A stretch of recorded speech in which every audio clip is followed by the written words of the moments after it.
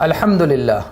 جریر ابن عبداللہ رضی اللہ عنہ سے روایت ہے کہ نبی کریم صلی اللہ علیہ وسلم نے ارشاد فرمایا، ہر مہینے میں 3 دن صوم رکھنا پورے سال صوم رکھنے کے برابر ہے، خاص طور پہ چاندنی راتوں کی صبح کو، 13 تاریخ کی صبح کو، 14 تاریخ کی صبح کو اور 15 تاریخ کی صبح کو قمری حساب سے۔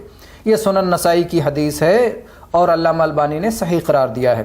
معاذہ کی حدیث ہے کہ عائشہ رضی اللہ عنہا سے دریافت کیا گیا، کیا نبی کریم صلی اللہ علیہ وسلم ہر ماہ میں 3 دن صوم رکھا کرتے تھے؟ تو عائشہ رضی اللہ عنہا نے فرمایا کہ ہاں۔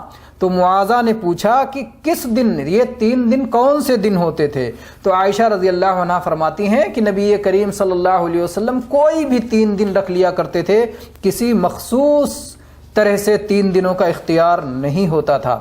اسی طرح سے یہ حدیث صحیح مسلم میں 1160 نمبر پہ ہے۔